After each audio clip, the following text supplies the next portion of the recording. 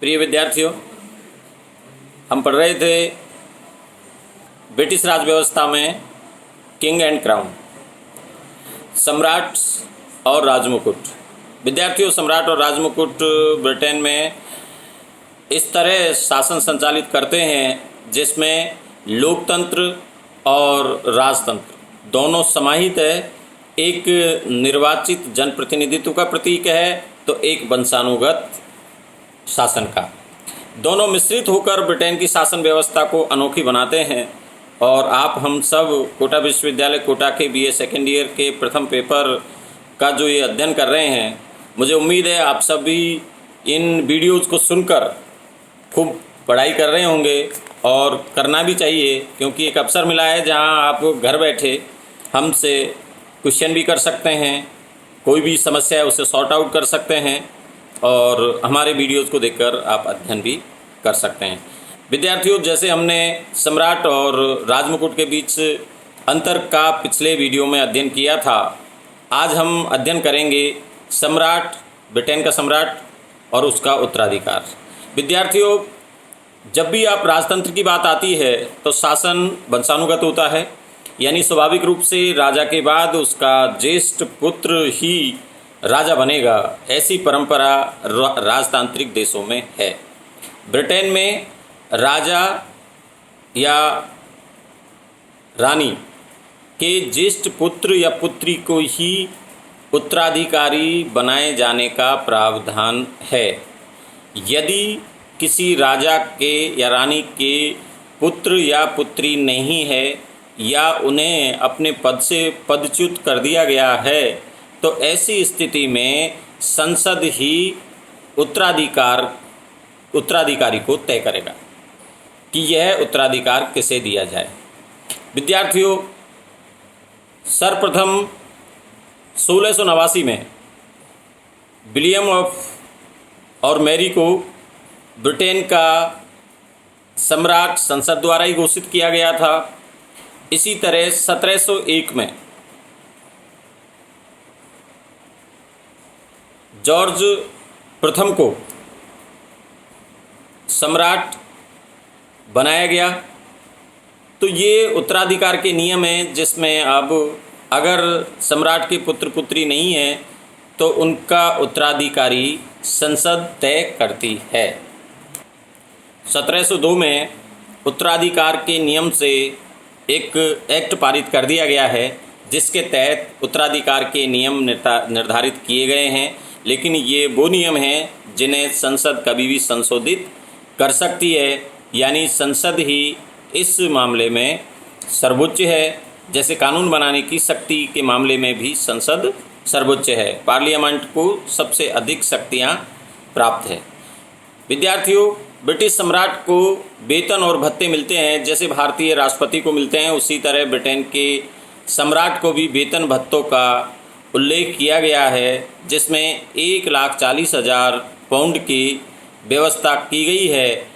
लेकिन समय के साथ इन वेतन भत्तों में बढ़ोतरी होती रहती है और उस पर आश्रित राजा के परिवार के सदस्यों यानी शाही सदस्यों के लोगों को वेतन भत्ते अन्य खर्च भी अनुदान के रूप में दिए जाते हैं और सम्राट के परिवारजन उनका लाभ उठाते हैं।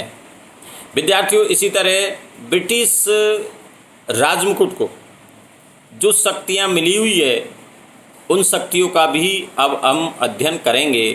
ब्रिटिश राजमुकुट को या सम्राट कह लीजिए, जिसके लिए कहा जाता है long live king is dead and long live the king, राजा मृत है और राजा चिरायु हो। तो राजा इस समय राजमुकुट में सम्मिलित है, इसलिए हम राजमुकुट की शक्तियों का अध्ययन करेंगे।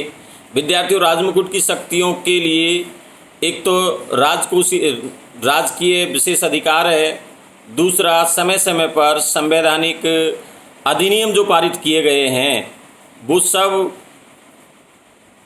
संसदीय अधिनियम हैं जिनके तहत सम्राट या राजमुकुट की शक्तियाँ कार्य करती है। विद्यार्थियों, इसमें हम सर्वप्रथम कार्यपालिका शक्ति का अध्ययन करेंगे। ब्रिटिश सम्राट को कार्यपालिका के क्षेत्र में बहुत सारी शक्तियां प्राप्त है और राजा वो सब काम करते हैं जो कार्यपालिका के लिए निर्धारित किए गए हैं। ब्रिटेन, आयरलैंड, स्कॉटलैंड के संयुक्त रूप से जो यूनाइटेड किंगडम है उसकी समस्त शक्तियों का प्रयोग सम्राट के द्वारा किया जाता है।